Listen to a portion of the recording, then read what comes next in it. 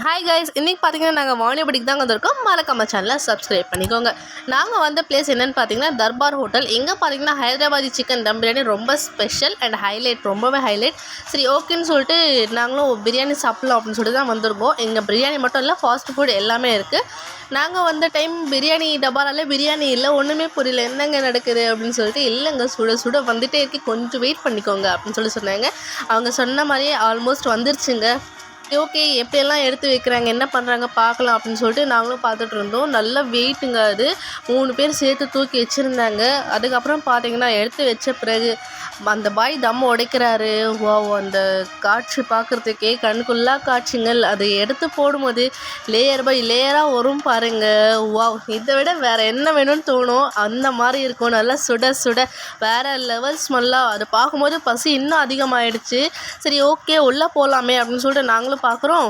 ஒரே கூட்டங்க, ஒன்றுமே புரியல. இது என்னப்பா இவ்வளோ கூட்டமாக இருக்குது அப்படின்னு பார்த்தா எல்லோரும் பிரியாணிக்காக தாங்க அங்கே நிறைய பேர் இருக்காங்க. பார்சல் வாங்க நிறைய பேர் இருக்காங்க, சாப்பிட்றதுக்கு நிறைய பேர்.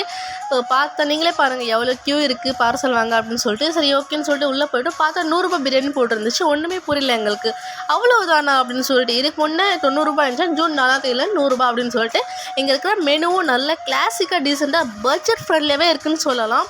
சரி ஓகேன்னு சொல்லிட்டு நாங்களும் ஒரு இடத்த பிடிச்சி உட்காந்தாச்சு. ஃபர்ஸ்ட் வந்து பார்த்திங்கன்னா நாங்கள் சிக்கன் ஹைதராபாதி தம் பிரியாணி ஆர்டர் பண்ணியிருந்தோம். சரி ஓகே அப்படின்னு சொல்லிட்டு அவங்களே கொண்டு வரேன்னு சொன்னாங்க.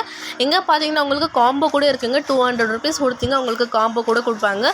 கூல் ட்ரிங்க்ஸும் இருக்குது, எல்லாமே இருக்குது. அப்புறம் பார்த்திங்கன்னா நம்ம பிரியாணி வந்துருச்சு. சரி ஓகே, எடுத்து காமிக்கிறேன்.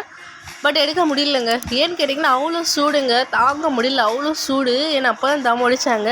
சரின்னு சொல்லிட்டு ஒரு பீஸை சைடில் எடுக்கிறேன். வாவ், நல்ல ஜூஸியாக நல்லா வெந்துருந்துச்சு, சாஃப்டாகவே இருக்குது.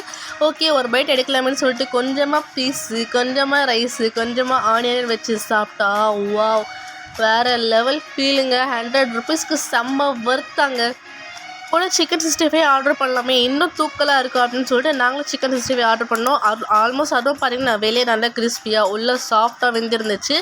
அதுவும் வச்சு ஒரு பைட்டை எடுக்கிறப்பா, வேறு லெவல் ஃபீலுங்க. தரமான பிரியாணி, தரமான குவாலிட்டி, தரமான டேஸ்ட்டுங்க.